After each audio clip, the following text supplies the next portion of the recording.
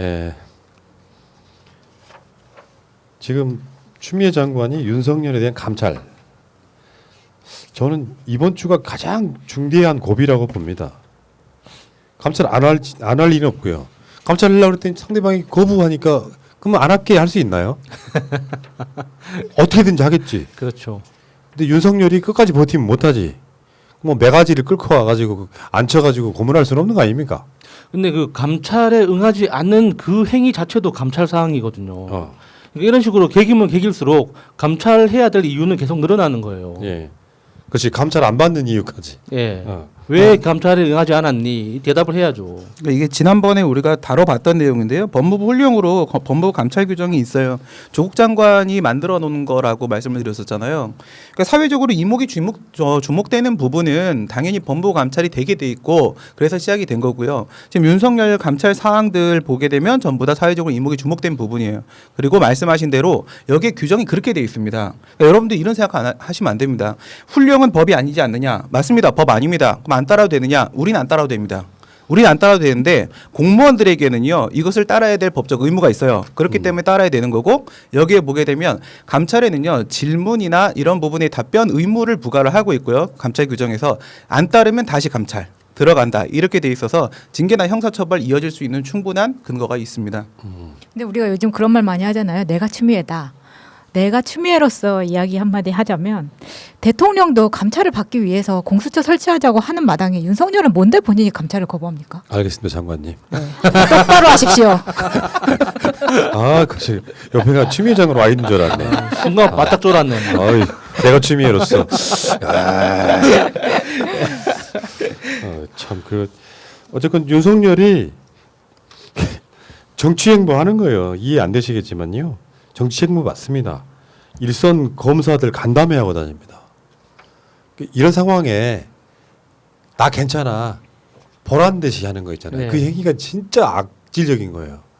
검사들 간담회를 나는 이상 없이 간다라고 감찰은 거부 이런 개념이 아니라 항명을 해놓고 쿠데타를 일으켜놓고 검사들 만나고 돌아다니는 거예요. 그걸 이제 다른 말로 내부 결속 다지기 뭐 이렇게 표현하던데 이 행위 자체가 상대를 더 자극하는 거죠. 나 괜찮아 뭐. 그러니까 법에 정해진 자기 나름대로 감찰을 받아야 될 그렇다면 법무부에서 감찰을 하지 못하면 누가 해야 됩니까? 윤석열 이자가 대놓고 보란 듯이 저 행위를 하고 있는 거거든요. 감찰을 거부할 정도 되면은 사실은 꽁꽁 숨어야 되는데 나 괜찮아 검사들 만나서 하는 행위 자체 일부러 약 올리는 것 같은. 그러니까 윤석열 진짜 이해하기 힘든 게 자기가 그러니까 개인 사업장을 차려놓고 부하들을 채용해서 자기가 영원히 사장질을 해먹고 있는 게 아니잖아요. 임기가 있는 거고 언젠가는 그 자리에서 내려와야 되는 건데 검찰총장 임기 끝나면 다시 평검사로 간답니까? 끝나는 거 아닙니까? 도대체 뭘 믿고려는 거예요. 그러니까 이게 윤석열이 나중에 뭐 정치를 하든 안 하든 어찌됐든지 간에 검찰총장 중간에 때려치우든 임기를 채우고 내려오든 어쨌거나 검찰 법복을 벗는 순간 제일 먼저 먹잇감이 될 건데 윤석열 앞에서 실실 쪼개면서 그냥 네네 맞습니다 하는 그 검사들이 윤석열이 이뻐서 그 봐주겠습니까? 총장이니까. 지금 당장은 바지 벗고 있어도 총장이니까 그냥 총장 대우해 주는 거잖아요. 끝나면 어쩌려고 진짜 지 인생을 어떻게 만들려고 하는 건지 정말 납득이 안 됩니다. 그러니까 이 사람이 지금 하는 행동은 단순히 국감에서 했던 그 말 하나 때문이 아니라요. 지금 순회를 돌아다니면서 이게 원래 정해진 일정이라는 식으로 또 거짓말합니다. 대검은 입만 벌리면 다 거짓말인데 예, 그건 아니고요. 사실 반년 이상 넘는 시간 한 7, 8개월 동안에요. 윤석열은 그 순회 일정을 스스로 거부하고 하지 않아 왔습니다. 그런데 갑자기 국감 때 이후에 이 일정이 다시 부활하기 시작합니다. 그리고 오늘도 또 다시 시작을 하게 됩니다. 그러면서 돌아다니면서 하는 말이 무엇이냐? 국민 얘기예요. 국민이란 말은 검찰총장이 쓰는 표현이 아닙니다. 정치인이 쓰는 표현입니다. 그렇기 때문에 우리는 이거를 정치 행보라고 말할 수밖에 없는 것이죠. 예. 그래서 저는 이제 지난주에 예상하기에 이번 주가 고비겠다. 이대로 있을 추미애 장관이 아니고 그래서 윤석열이 사퇴 아니면 감찰을 수용해야 되는 것이 이번 주예요. 근데 오늘 황운하 의원이 중요한 얘기를 썼더라고요. 윤석열은 자진 사퇴할 인성은 없다. 인성이 드디어 등장했어. 인성. 그 인성의 문제가 아니라 지능의 문제 같기도 한데 그게 인성일까요? 그게? 그래서 황운하 의원 얘기가 인사권으로 그 폭주를 멈춰야 된다. 진짜 폭주하고 있는 거 맞거든요. 감찰을 받아야 될 부하가 아니기 때문에 이런 거는 정치적 논란인 거고 문제가 있다면 어떤 의혹이 있고 정황이 있다면 검찰총장도 감찰을 받을 수 있어야 되는데 본인은 이제 무소불위의 취해 복권이 돼버린 거예요. 근데 이게 왜 인성이라는 얘기를 썼냐면요. 자기의 일종의 상관이라면 상관, 감독고문자면 감독권자, 법무부 장관과 문재인 대통령 같은 인사권자를 무력화시키는 형태로 지금 보란듯이 저러고 있는 거잖아요. 이걸 인성이라는 표현을 쓸 수밖에 없는 거죠. 보통의 공무원들이나 보통의 정치인들이 직접이든 간접이든 나 당신 신뢰하지 않아라고 말하면 보통 인사권자에 대해서 그 사람 어떻게 합니까? 신뢰하지 않아라는 메시지 시그널을 보내면 대개의 사람들이 윤석열이 잘했건 못했건 간에 대개의 사람들은 거기서 물러나죠. 왜냐하면 인사권자가 그 사람한테 내가 선출된 권력으로서 어떤 자리를 위임한 거란 말이에요. 근데 얘는 자기 그 자리를 지키기 위해서 국정감사 때 문 대통령이 자리 지키라고 했다고 거짓말을 했잖아요. 예. 근데 실제로 대통령하고 검찰총장 사이에 있는 사실상의 감독권자인 아니 그냥 감독권자인 법무부 장관이 계속 시그널을 보내고 있잖아. 감찰 받으라고. 그 감찰을 거부하면서도 안 물러나고 있는 이 자체를 인성이라고밖에 표현할 수 없는 거예요. 그러니까 그게 인성이 아니라 지능 아닐까요? 이야기를 들으면 들을수록 저는 지능 이야기 같은데 그렇게 이야기를 하면 알아들어 먹어야지. 9번 이야기에 알아들어 먹나? 서너 번밖에 이야기 안 했다고 못 알아듣는 척하면 그거는 진짜 모자란 거예요. 전 지능보다는 욕망. 윤석열의 정치에 대한 욕망이 원래부터 있었다. 근데 그것이 이런 행동을 하게 만들고 있다라고 생각을 하는데 황운하 전 청장 지금 의원이 검찰이 정치의 한복판에 들어와 앉아 있다. 이건 비정상적인 상황이다. 이런 얘기를 했거든요. 사실 그렇잖아요. 권위주의 정권 때는 검찰이 그 청와대나 이 권력의 하수인, 그 뒤에는 정치적인 거래 대상 이렇게 해왔는데 이번엔 아예 정치의 한복판에 들어와 있는 상태거든요. 왜 이런 짓을 하는 것인가 도대체. 그건 본인의 정치적 욕망 때문이 아닐까. 네. 욕망이요. 욕망. 이상한 생각. 그럼 정리하면은 인성이 부족한 애가 지능이 떨어져 가지고 정치를 하려고 한다 이런 거네요. 근데 이게 검찰이 정치 한복판으로 들어와서 이런 비정상적인 상황을 만들어낼 수 있었던 거는 언론의 도움 없이는 안 된다고 생각합니다. 그리고 특히나 윤석열이 뭐 중앙일보나 조선일보를 만났다는 것을 확인한 상황에서 지금까지 이만큼 인내한 인사가 없었어요. 어느 정권에서도. 그런데 이제 와서 어떤 인사권으로 폭주를 멈춰야 된다는 이 의견에 청와대가 부담을 가질 수 있죠. 왜냐하면 인사권은 어쨌든 보장해주고 싶은데 본인이 인사권자였었기 때문에. 근데 여기에서 두려운 이유는 사실 언론의 폭주일 거라고 생각합니다. 비판이 아니라 비난. 근데 이미 많은 국민들이 이 언론이 비정상이라는 걸 알게 됐어요. 그러면 이거를 두려워하는 것보다 만약 비난하는 신문이 있다면 우리는 다 알고 있지만 그거를 미디어별, 기자별로 지금도 하고 있는 이 리스트업을 확실하게 해놔야 된다고 생각합니다. 왜냐하면 이거 너무 검찰 편향적인 기사가 몇 년째 나오고 있는데도 불구하고 못 잡고 있다는 것은 그렇기 때문에 이 인사권을 사실은 더 빨리 진행할 수 있는데 어떠한 왜곡된 국민의 여론을 받아볼 수도 있는 거잖아요. 청와대 입장에서는 어떤 것이 진짜 민의인지를 살펴보기 위해서 그 시각을 교란시킬 수 있는 것이 또 언론이 하고 있는 역할이기 때문이라고 생각합니다. 새날 패널 중에 가장 강석이 마차님이죠. 그냥 오랜만에 한번 지르세요. 쌍욕으로 한번 하세요. 저는 추미애기 때문에 자제하겠습니다. 그래서 진짜 인성이라는 표현을 보니까 진짜 정확한 거예요. 황운하 의원의 표현이 정확해. 스스로 물러날 만한 인성을 갖추지 못한 것으로 보인다. 아무것도 아닌 것 같지만요. 그냥 양아치란 소리예요. 사람이라는 게 내가 그의 이름을 불러주었을 때 그는 나에게 와서 꽃이 되었다라는 말이 다 그런 의미거든요. 이 사람이 어떤 자리에 올려놨어. 너 권력 부리라고 올려놓은 게 아니라 그 자리에 가장 큰 의미는 검찰 개혁하라는 거예요. 애초에 문 대통령의 구상은 법무부 장관과 검찰총장이 투톱이 돼서 검찰 개혁해줘.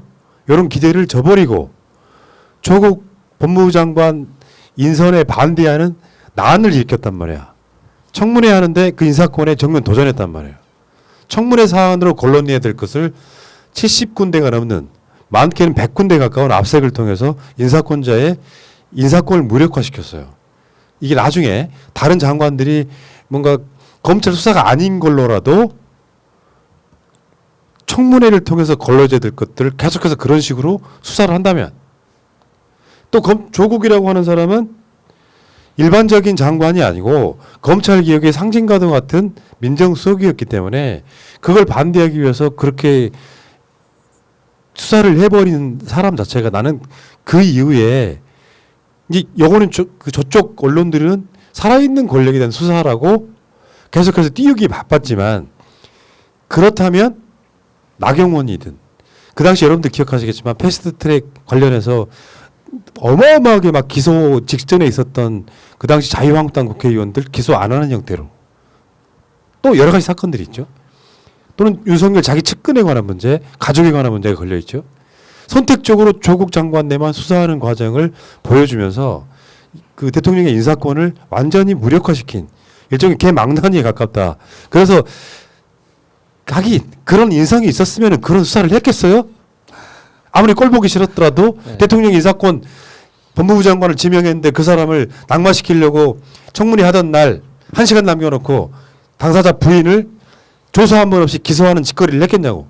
이게 저는 참 조직관 없는 자의 행태다. 제가 제일 중요하게 여기는 게 조직관인데 사람이 속한 곳에 대한 기본적인 그 가치 공유에 대한 이익이라는 게 있습니다. 그런데 지금 우선 살아있는 권력에 대한 문제를 떠나서 먼저 제가 지금 푸나님 얘기 들으면서 뭐가 느껴졌냐면 예전에 이런 사람들이 있었습니다.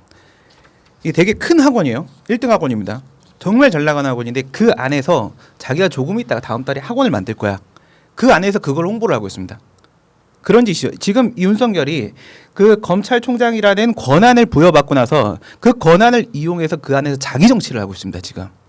예전에 제 학원에서도 그런 적이 있었거든요. 우리 매니저가 밖에 나가서 과외를 하려고 안에서 애들을 새벽에 모으고 있는 거예요. 윤석열이 지금 애들을 지금 모으고 있는 거예요. 이렇게 자기 정치를 하려고.